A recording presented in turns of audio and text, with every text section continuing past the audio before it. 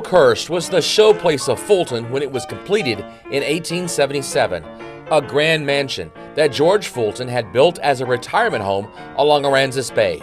The house had gas lighting, central heating, along with hot and cold running water, complete with 3 flushing toilets.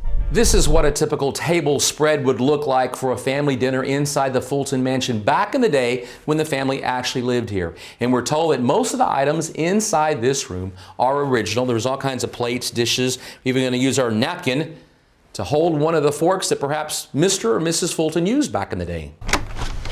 To keep this huge home running like clockwork, there were servants upstairs and cooks down here in the basement. Well, it reminds you of Downton Abbey, of course, from the television series. It reminds me of George Washington's. Oh, Mount Vernon. Mount Vernon, yeah.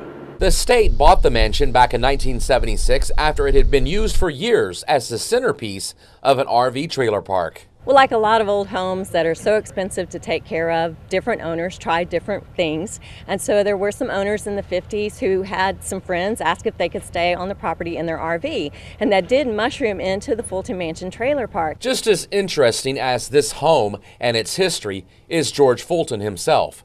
Fulton came to Texas as a teacher from Indiana who was ready to fight in the War for Independence against Mexico. But by the time he made it down here, the war had ended. So he ended up getting a job as a tutor for the children of the first provisional governor of the state of Texas, Henry Smith. Fulton ended up marrying Smith's daughter, Harriet. He promised her a life of leisure, and he delivered on that pledge. He did that by taking on one challenge after another as a machinist, bridge builder, railroad superintendent. He would take a job with a railroad that was going to build some bridges, build a tunnel or something, and he accomplished that, and then found another job at a different railroad that was going to build a tunnel or build a bridge, and went and did that and accomplished it. And but he just kept moving to a new place because he didn't want to sit at a desk and just push papers. Eventually, Harriet inherited land, and she and George moved back to Texas and turned that into cash, money that was used to begin a cattle ranch. Those funds also made Oakhurst possible. It also helped Fulton and one of his sons, along with a son-in-law, to invent all kinds of things. The men produced at least 9 known patents.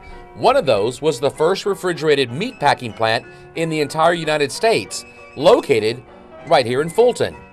More than a full life by most standards, and one that was possibly foretold to George Fulton by a medium.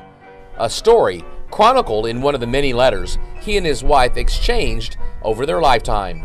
He mentions that he goes to a medium, and he tells Harriet, and he goes a couple of times, and he tells Harriet that's one of the things when he's talking about her having a life of comfort and ease, because the medium tells him he's going to be successful. George Fulton even made a homemade Ouija board for his family to enjoy.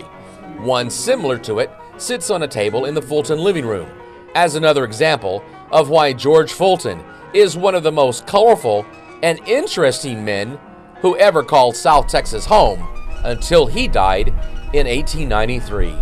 Michael Gibson, 3 News.